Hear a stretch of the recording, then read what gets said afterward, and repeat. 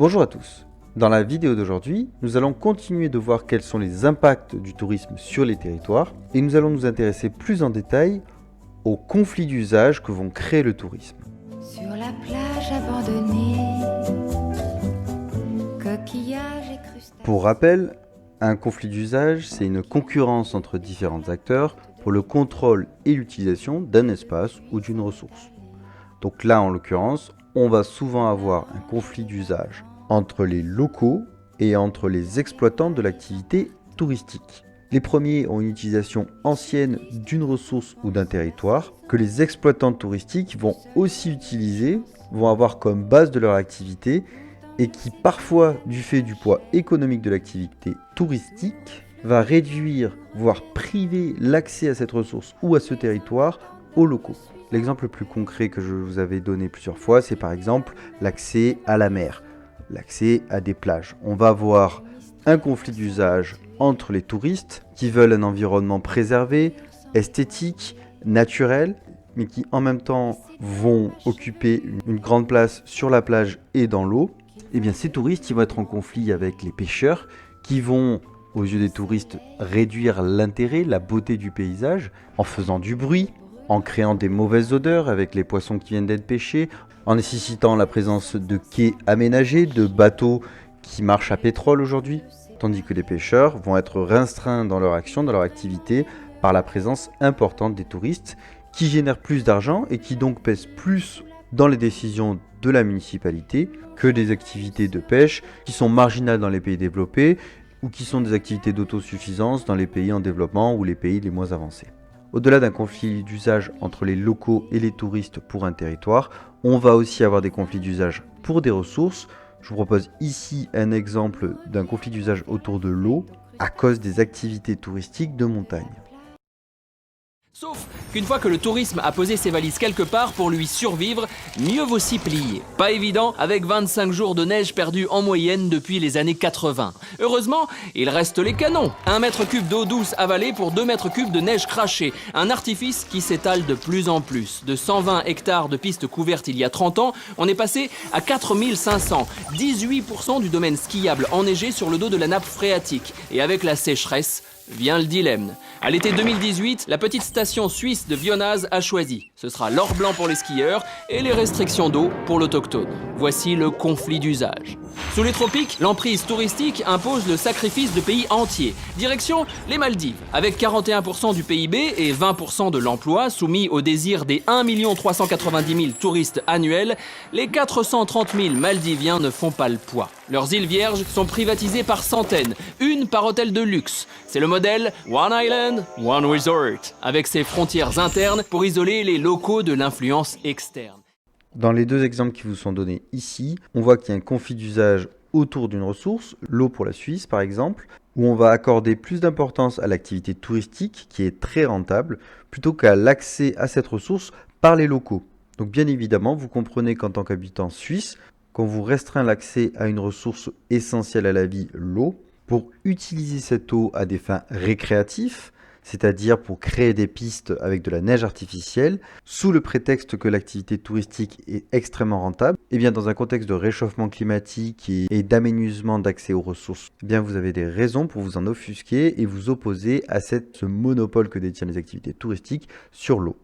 De la même manière, on l'a vu avec les Maldives, quand les touristes sont plus nombreux que les locaux, les Maldives n'étant pas un pays très riche qui plus est, eh bien les touristes vont être prioritaires sur l'accès au territoire et on va être confronté à des situations d'inégalité sociale avec des hôtels de luxe qui vont être présents sur des îles privatisées ou qui parfois vont être séparés par des grillages, gardés par des soldats, par des gardes armés pour préserver d'une population qui est bien plus pauvre et qui cohabite avec ces touristes très riches. Donc on a une expropriation des territoires pour les touristes. Vous avez ici la capitale des Maldives, Malé, où on voit bien que la population se concentre le plus possible avec un urbanisme très vertical. Donc on voit que l'espace est précieux puisque effectivement, les petites îles que composent les Maldives sont en grande partie consacrées à l'activité touristique avec la présence d'un hôtel sur chaque petite île. Le renforcement des inégalités sociales que provoque le tourisme ne s'observe pas uniquement dans les pays en développement ou les pays les moins avancés, on va aussi le voir dans les pays considérés comme des pays riches. On a récemment eu l'exemple de la ville de Barcelone, qui a protesté et mis en place des mesures contre les logements qui étaient consacrés à l'activité d'accueil des touristes via la plateforme Airbnb, puisque en effet, on va avoir une raréfaction des logements disponibles pour les locaux et aussi une augmentation des tarifs, puisque la fréquentation touristique et cette activité d'hébergement des touristes va augmenter les prix des loyers. Laisse les gondoles à Venise, le printemps sur la Tamise. Enfin, pour bien illustrer ce principe de conflit d'usage causé par le tourisme, je vous avais proposé une étude de cas de la ville de Venise, un haut lieu du tourisme qui a aussi la particularité d'être une ville construite en partie sur l'eau et qui est donc menacée par le tourisme intensif qu'elle subit. Les documents des pages 194 et 195 montraient une sorte d'état des lieux de ce problème, de ce conflit d'usage à Venise. Le document 2 mettait en avant l'explosion touristique, la croissance constante du nombre de touristes dans la ville de Venise, qui s'oppose à la fuite des Vénitiens, c'est-à-dire que la fréquentation touristique intense, comme à Barcelone, va augmenter les prix des loyers, les prix de l'immobilier à Venise, et donc les habitants de Venise vont être contraints d'aller loger ailleurs puisqu'ils n'ont plus les moyens de loger dans Venise même. Donc effectivement, comme on l'y dit dans ce document, il y a presque la moitié de la population qui a quitté la ville en 40 ans. Le document 1, qui était une photographie qui montrait un bateau de croisière qui traversait Venise, met en avant à la fois quelque chose d'assez évident, le désagrément que représente cette surfréquentation touristique pour les habitants, puisque l'un des grands intérêts de Venise est de ne pas être confronté à la présence de voitures, eh bien ils vont devoir subir ces énormes immeubles flottants qui se déplacent auprès de leur rue. Et plus encore que ce désagrément visuel, esthétique, on va surtout avoir un danger, c'est-à-dire que la présence trop importante de navires et de navires aussi importants que ces derniers va mettre en danger les bases, ça va fragiliser les fondations des bâtiments, qui sont déjà une source de menace avec le vieillissement, puisque cette ville est assez ancienne. Donc le tourisme met directement en danger la ville de Venise et ses habitants. En réaction à cette surfréquentation et aux menaces et désagréments qu'elle représente, les autorités de Venise ont mis en place certaines mesures, des limitations. On peut par exemple évoquer celle qu'on voit dans le document 3, avec un sens de circulation qui est mis en place pour les touristes, mais qui n'est pas obligatoire pour les locaux. Donc ça permet à ces derniers de se déplacer beaucoup plus facilement, avec un trafic fluide dans les rues. Cette mesure, elle est bien révélatrice de l'entrave que représente le tourisme pour les Vénitiens. Nous allons maintenant procéder à la correction de l'exercice de réalisation d'un croquis à partir d'un texte. Encore une fois, vous aviez un guide qui vous montre la méthode à appliquer à chaque fois, donc nous allons la faire ensemble. Nous allons lire le texte et identifier les éléments à cartographier en les regroupant à travers 3 grandes parties: les aspects du tourisme à Venise, les conflits d'usage liés au tourisme, et enfin les risques pour la lagune de Venise et les solutions mises en place. Les premières informations qui nous intéressent apparaissent dès la première phrase, puisqu'on nous dit que la lagune de Venise concentre différentes formes de tourisme: culturel dans la vieille ville, à Murano ou Burano, balnéaire sur le Lido. Donc là c'est intéressant puisqu'on a des localités qui nous sont données. Donc là dans votre esprit vous devez de suite repérer qu'il s'agit d'une information qu'il va falloir cartographier. On vous donne une localisation, donc ce sera facile de le placer sur le croquis. Donc la première phrase, elle va donner toutes les activités touristiques qui sont présentes dans la ville de Venise. On a donc un tourisme culturel, un tourisme balnéaire et aussi des croisières. Et ces informations, elles concernent les aspects du tourisme à Venise, donc la première catégorie. Alors petite parenthèse, pensez bien que le jour de l'examen, vous allez d'abord repérer tous les éléments qui sont importants à cartographier, et c'est dans un second temps que vous organiserez toutes ces informations dans un plan, dans différentes parties. Mais ce plan, il permet d'évaluer la compréhension de la structure du texte. C'est-à-dire que l'organisation de votre légende, elle va montrer que vous avez bien compris que le texte il était structuré, que d'abord on parle du tourisme, et donc là ça apparaît dans la première phrase. Ensuite, on va parler des conflits d'usage liés au tourisme. Et enfin, on va parler des risques et des solutions qui sont mises en place à Venise. Donc finalement, ce plan, il va généralement suivre le déroulement du texte. Continuons.